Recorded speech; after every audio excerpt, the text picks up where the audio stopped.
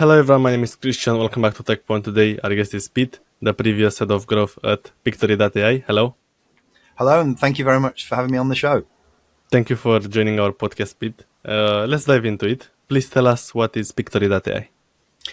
Pictory.ai is a SaaS service that allows you to generate videos, edit videos, repurpose written content, basically everything to do with video. Many people in business use it for marketing videos, in learning and development, for producing teaching videos, and of course, YouTubers use it for producing predominantly faceless videos to upload onto their YouTube channels because it can do a script to video transformation using AI, like everything else nowadays. Everything is AI, isn't it? Yes. So from text, you are able to transform it to video, right? That's right. Yeah. So if you have a script, then you can put it into Pictory and it will produce a really professional looking video, complete with images, stock images, video clips, the AI voices from 11 Labs, and a huge library of really nice music. So it's effectively a one-stop shop for producing videos, but also for editing videos. So for instance, if we were to get the recording of this podcast, we could upload it and it would transcribe it into text, and we just edit the text and it edits the video as well. So it's very good for sort of topping and tailing and producing stuff because it runs in the cloud. You don't need a huge expensive computer running something like Camtasia or Premiere, whatever. Yes, right. So it works both ways. I think this is amazing. I want to share with the audience that you're a guest at our event at Tekpon Awards, and the next day when you arrived home, you shared with me a clip with all the videos and photos from the event. Yeah. And it was great. And I want to thank you, by the way. That was an amazing event. Honestly, I've never been to anything like that. And I'm going to try and get myself on the guest list again, if possible. Thank you so much. But yeah, let's continue with Pictory. What do you say is the biggest problem that the tool solves for its customers? The biggest problem that it solves is allowing anybody to make a video, no matter what level of skill that you have. I perhaps sometimes unkindly say that everything that we did, I used to sort of run it mentally through what I used to call my dad test. Now, my dad is older than me, funnily enough. He's a very smart guy. But, Yes. If I was to give him something like Premiere Pro or Camtasia and say, make me a video about your tomatoes, Dad, by lunchtime, he'd still be working out how to install it. But with Pictory, he would have produced a very nice video and be very proud of it. And I would never hear the last of it because he'd be showing it off for years to come. So it basically, I guess in more grown-up terms, democratizes the video creation process and allows anybody from a beginner, even through to people who are quite accomplished video makers, to save a lot of time, save an awful lot of money, and just enjoy life again. Because editing videos can get really tedious. I don't know if you've ever tried that, Christian, but it's not it's not a bundle of laughs. Yes. I'm very familiar with this and probably will try the tool out. But I'm curious to know about the use cases. And also, does the tool generate faces, like human faces with AI? Avatars are on the roadmap. It doesn't currently do that. What it does is it takes the script or the text and it uses AI to analyze the text. And then we have a huge range of video clips and images from Getty Images and various other providers. And the AI is really clever. It matches what the script is about to what images and video clips it selects to represent that. So that's amazing. And that's the reason I was able to very quickly produce those videos after our event, because Pictory did the heavy lifting and made me look much better than I am at video editing. I thought Pete put in 48 hours of editing, of hard work, but actually it was just a prompt. Busted. Absolutely busted. Yeah, hands up. Yeah. I love that. And about the use cases, what are the main reasons that people use the product? Well, the main use cases in the business sector are things such as producing video sales letters, repurposing content that people already have. For instance, I'm pretty sure that most people who are in business who are listening to this will have a blog with a lot of content in there, which is written content. Yes. It brings written content to life by making it into a video. In fact, you can just put the URL of the blog post in press the button, and Pictory's little AI gnomes or pixies or whatever, however it works behind the scenes, I don't know, goes away and produces a video which is a summary of that blog post, which of course, if you then post that or paste that embedded link from the video that you've uploaded to YouTube into that blog post, that's really good for SEO, because the Google search engine sees it as a rich media post as opposed to just a text post. So it's repurposing content. I mean, we've all got so much stuff on our hard drives or in the cloud that's just sitting there not working for us. Pictory allows you to bring that out into video, and of course, everybody watches video now, don't they? They don't read so much. Yes, totally agree.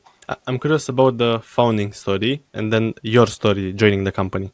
Sure. Well, the founding story, my boss, Vikram, did a tech hackathon, which maybe you're more familiar with that sort of thing than me, but basically lots and lots of people, clever developers got in the room, and they had a competition to see, what they could come up with. And they came up with a rudimentary version of Pictory, and Vikram thought, yeah, you know what? This has got legs. So they incorporated, they hired some developers over in India, some of the most talented people that I've ever known and had the pleasure of working with. And they produced the Pictory version 1, I guess you could call it, and then launched it on AppSumo. I don't know, are you familiar with AppSumo? Yes. Had a massive response. I think from memory, it was about 2,000 or so people signed up for the lifetime deal on AppSumo. And of course, Vikram always says, and I fully believe this, that the things are not developed in a lab.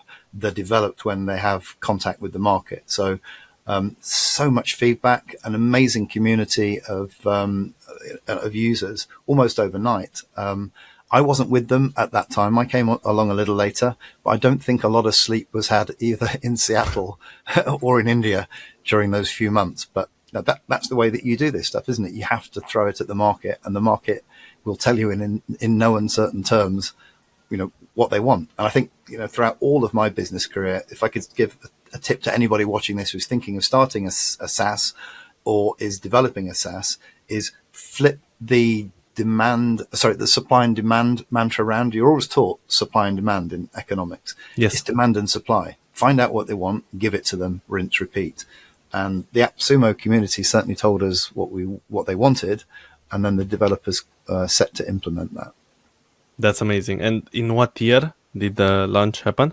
I think it was 2019 when it all started. And when did you join? I joined a couple of years ago, so just been with them for just under 2 years.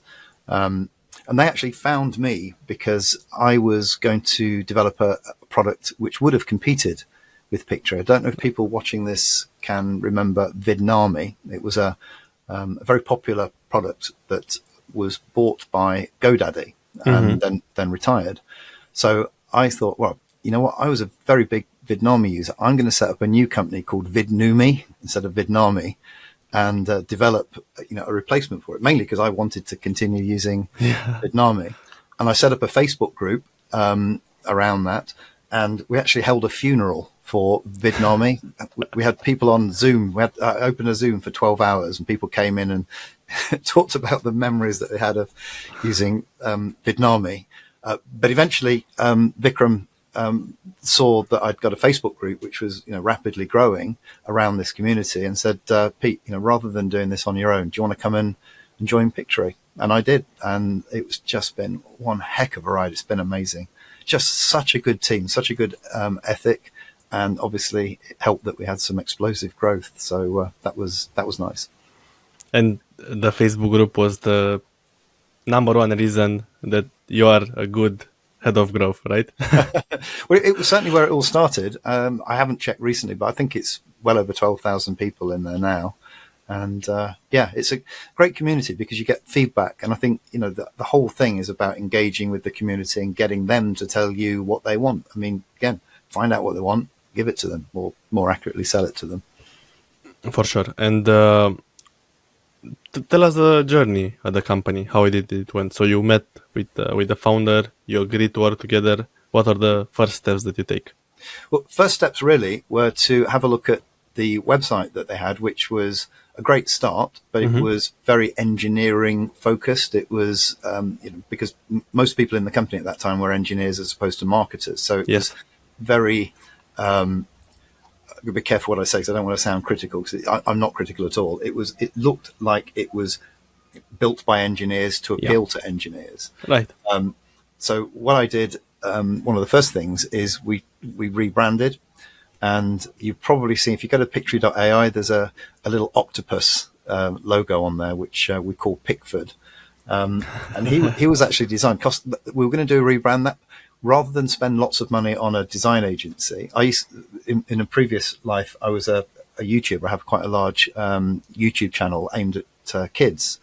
And so I got some animators and some artists over in Armenia. And Nice. I said, well, can you just do some rough sketches for a logo? And they sent this one over as the first rough sketch. We paid them $100 for it. And Vikram said, okay, let's go with it. So the octopus, and I'd be interested in what people think about it, actually, because it's always contentious in the company. Is it too childish to use for a SaaS? I don't know. I'm not married to him, but most people seem to like him. But maybe as they move up market, they might want to go away to something more, more corporate. I don't know. It's certainly got quite good brand recognition for a purple octopus. That's a great story. And Yeah. how about the steps that you implemented as the growth? So you are responsible for the growth of the company. Yeah. So the growth, I think, really is in two parts. One is acquiring customers. And to acquire a customer, then, first of all, you need somewhere to send them. So it was a question of get a website up and running that we could send traffic to. Mm-hmm. If people want technical details, we could go into that. But be prepared to have a web hosting platform that will scale, because once you start getting a lot of traffic, you can be a victim of your own success. But we used WP Engine actually as the host, and that scaled very nicely with us. So the ways to get the traffic were organic, and again, if you want to talk about how we get organic traffic, we could do that. But the majority of the fast growth was search traffic from Google Ads, and also some other channels. Bing does quite well as well. Bing and Google, I think, from the back end is quite similar. If you can get it to work on Google, then you can replicate it on Bing. And the cost of acquisition on Bing was considerably lower than Google, although obviously not as much traffic available. When you're talking about Google and Bing, you're referring to paid ads, right? Yeah. The Google ad, they used to call it AdWords, didn't they? But I think they just call it Google Ads now. Yeah. So again, do demand and supply, look at what people are searching for, and then buy the ads and send traffic. Another big channel was affiliate. So I set up an affiliate program where people could sign up and revenue share from people clicking on their link. I mean, none of this is kind of revolutionary. I think the reason that we were successful is, without wishing to blow my own horn, we did it quite well, and we did it quite quickly. And the affiliate program particularly was very generous, because we wanted to get a big footprint and we wanted to get things out there quickly. We've since scaled that back, because we were open to quite a lot of affiliate fraud, people bidding on brand terms. So, it evolved, and I tightened up the terms and conditions, and we ultimately put software in place to help prevent fraud. But yeah, it was massive growth in terms of affiliates and paid traffic, probably about 50-50 from each channel, I think, to start with. I'm not sure what the balance is now. It's probably slightly less in favor of affiliates, more in favor of organic, because organic takes time to build, doesn't it? Yes.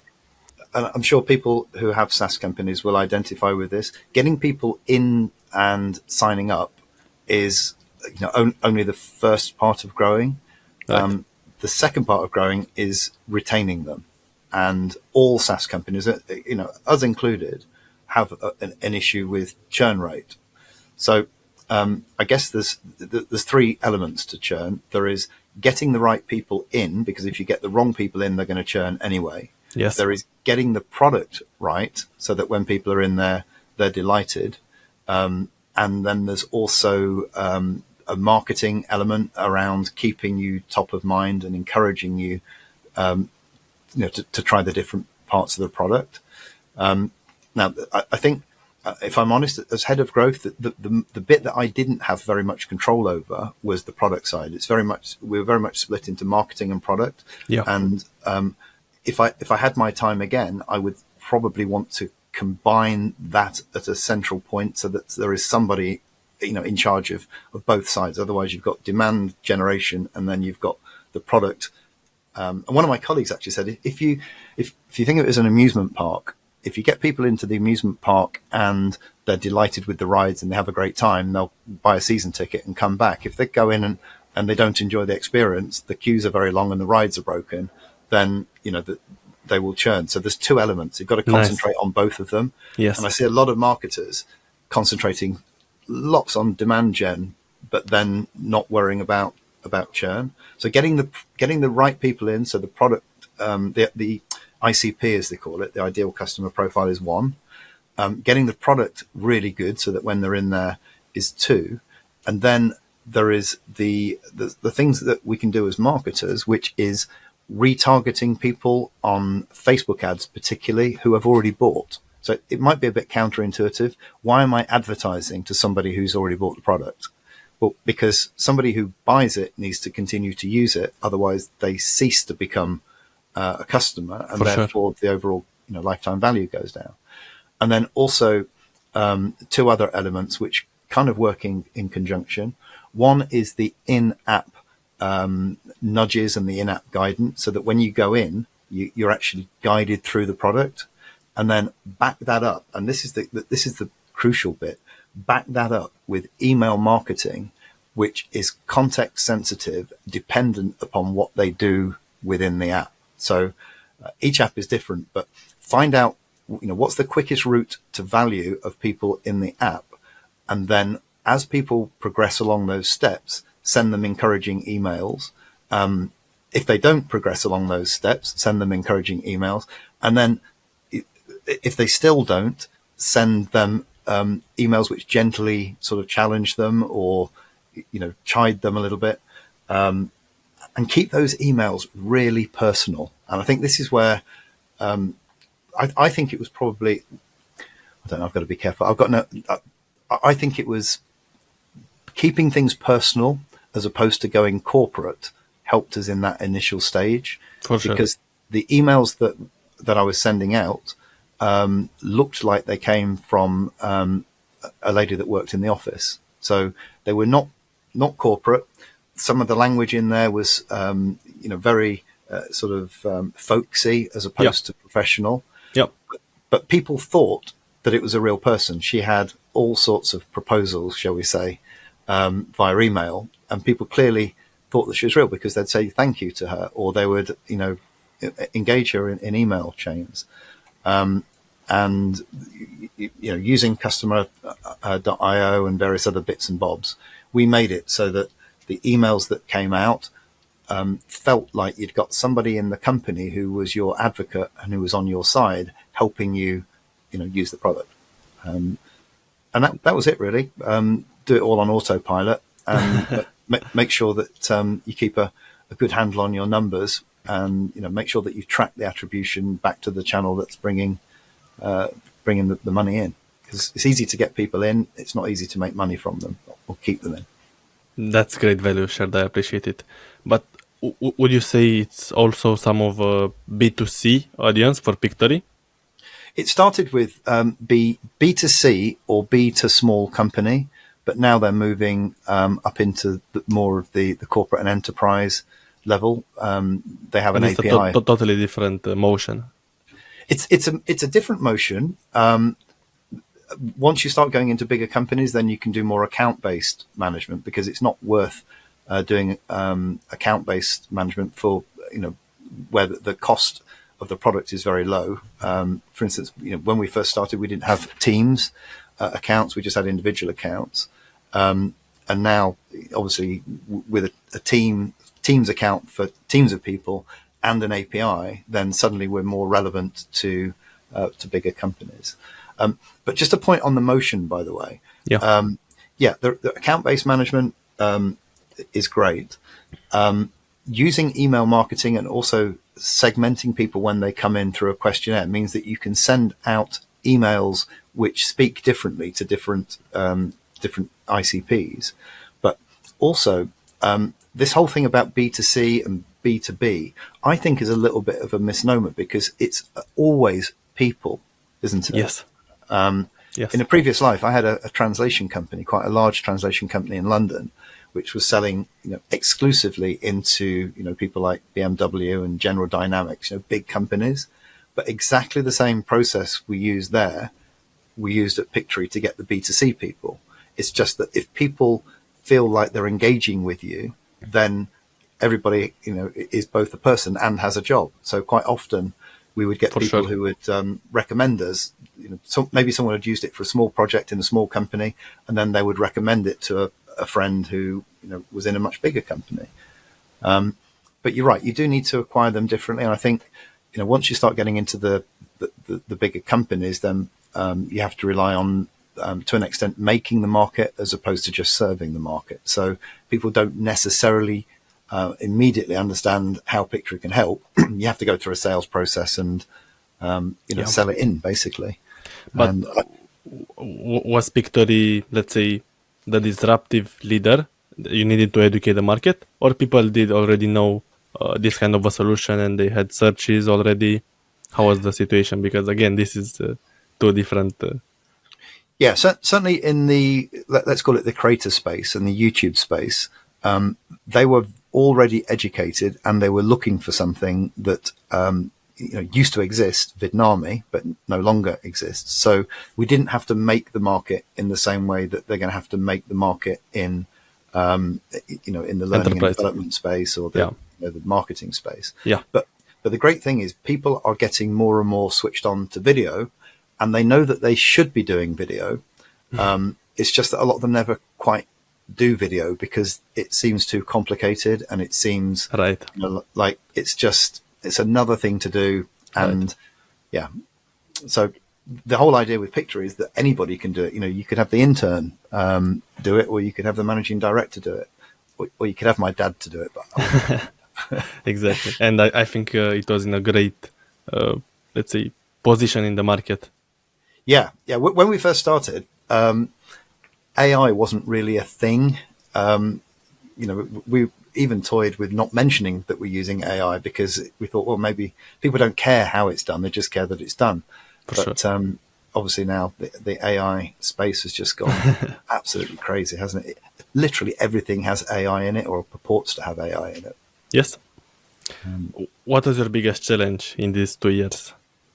I think the biggest challenge was building a team quickly that understood how to do this stuff without having to spend a lot of time training them, and also sort of getting everybody on board with the whole idea of marketing using internet marketing type online marketing type tactics, because the founders came very much from a corporate and company background.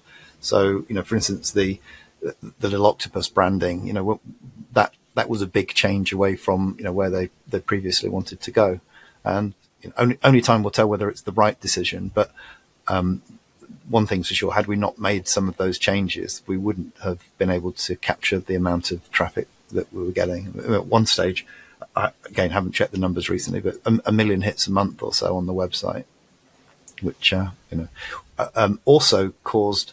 In fact, actually, one of the other challenges, which I wasn't directly involved in solving because I'm nowhere near that clever, but because we were so successful, all of the systems that we had in place to cope with, 1 or 2 customers a day coming in, once you move that decimal point, to 100 customers or more, things started to fall down. So, the CRM couldn't cope.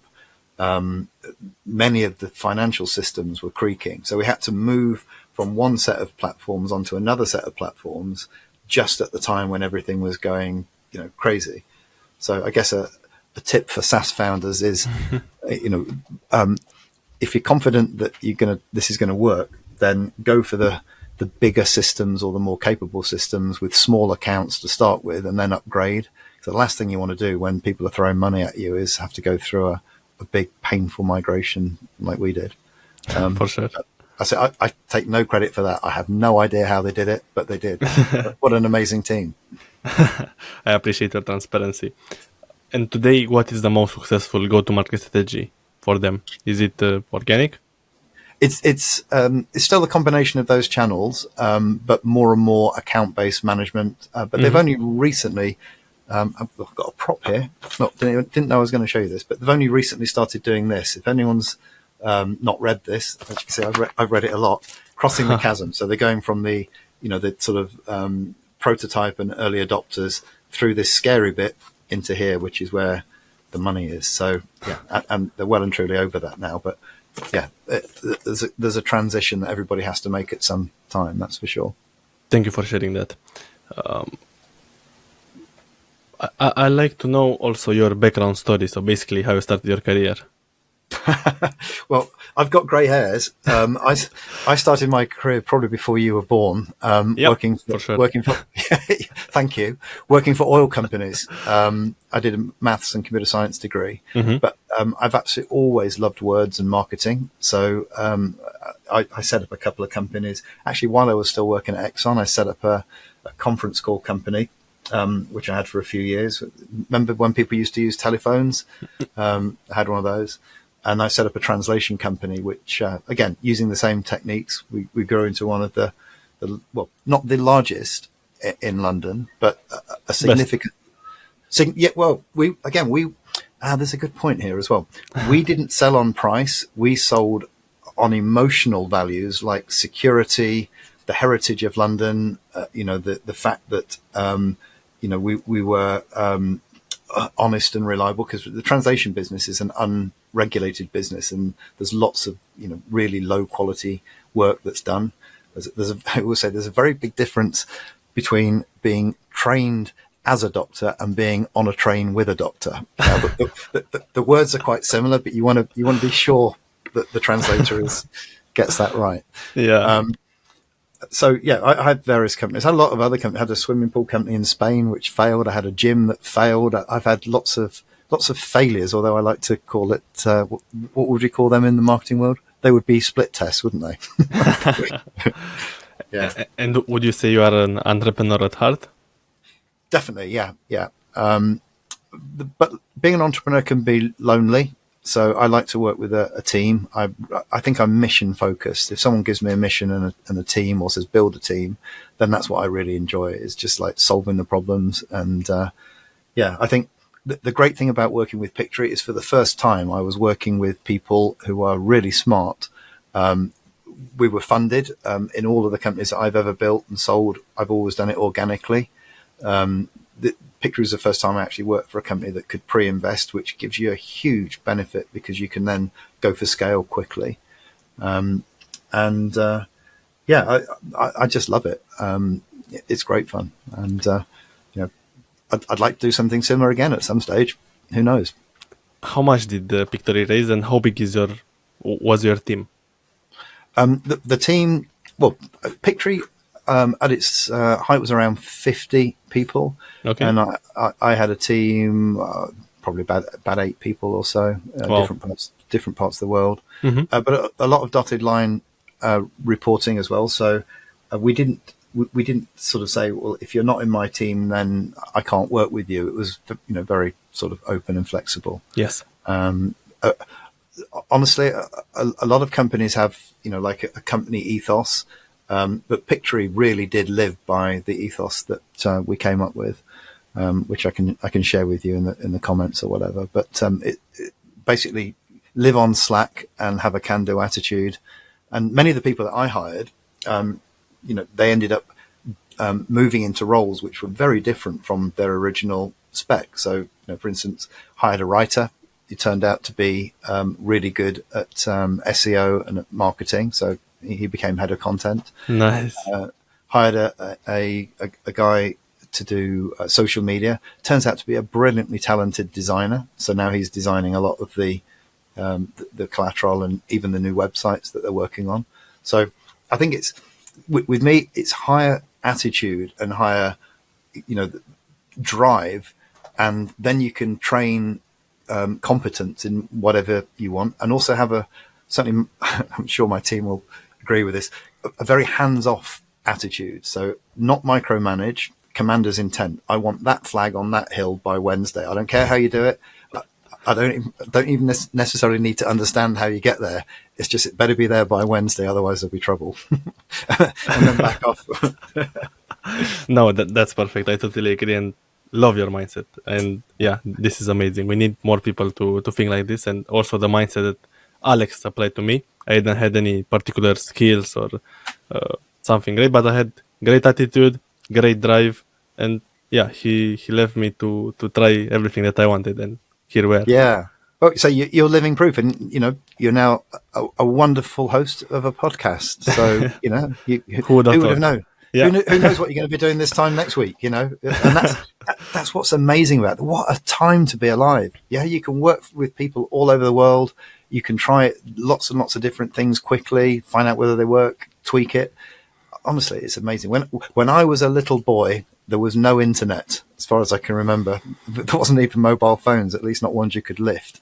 And now, what a world we live in. It's just the most amazing time to be alive. We need to be grateful. Yeah, I have absolutely. 2-3 more questions, if it's okay with you. Yeah, sure, go ahead. What would be your best piece of advice for a starting entrepreneur in their 20s, or to yourself when you're just starting out? I think that's quite easy. It's find something where there is a definite demand, and normally that equates to a pain point. So find out what hurts people and come up with a solution. And the other layer on top of that is if you can find a problem that's urgent, that they urgently want fixing, then they'll beat a path to your door. But making demand for a product that doesn't exist is really expensive, and it is beyond the capability of most startups, because just to make a market and fund PR type campaigns and advertising campaigns is hideously expensive. Why work that hard? There's plenty of pain in the world. Let's solve it. Exactly. So make something people want, exactly like the YC saying. 100%. Yeah. Do you have a favorite software that you use and would recommend to other people? Oh, so many. I think I'm in love with customer.io. Okay. Not Why? only because not because they put us on the river on a barge on the River Thames or whatever it was. It's because I've worked with Infusionsoft. I've worked with Salesforce. Name a whole lot of them. But Customer.io, from a technical point of view, is brilliant. There was nothing that I wanted to do as a marketer that I couldn't work out how to do in Customer.io. But also, their team of people that worked on customer support were amazing. They would often proactively email me and say, "Can we have a check-in?" or "Have you tried this?" They're very good at doing network events, and I just love the whole company.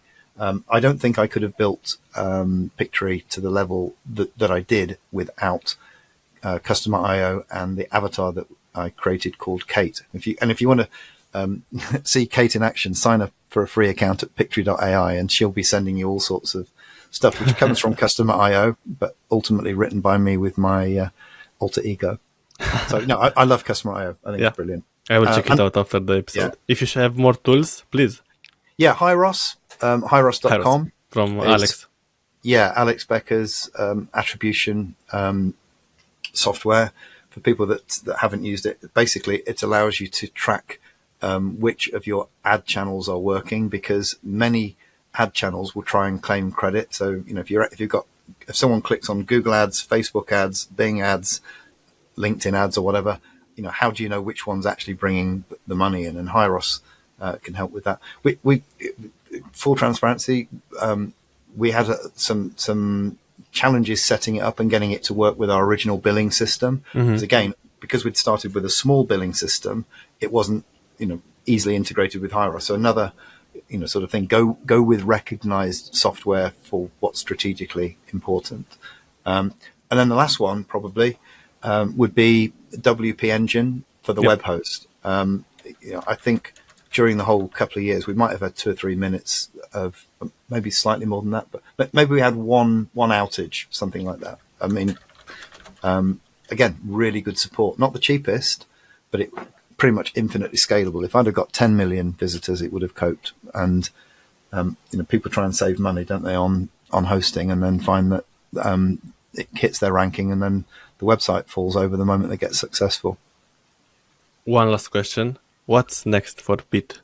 What's coming? I don't know. To be honest, I do some YouTube consultancy. I'm just enjoying the summer, I think, and Perfect. we'll see. Looking for a new mission, and the mission's important to me. It's got to be something where it's a great team, and they want to do great things and have fun doing it. Work hard, work long hours if necessary. That comes with the territory, but it's all about the team. It gets very lonely. This kind of remote working, although it's great in terms of cost. Productivity.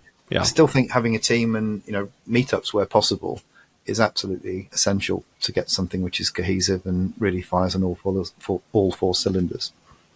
Thank you so much, Pete. Definitely one of my favorite episodes. It went like 5 minutes past, but it's already 36 minutes. Trouble. And yeah, thank you very much for this. I appreciate it. No problem. Thank you so much for the opportunity, and I hope to see you again soon in person somewhere in the world. Yes. Right. Thank you so much. Bye for now.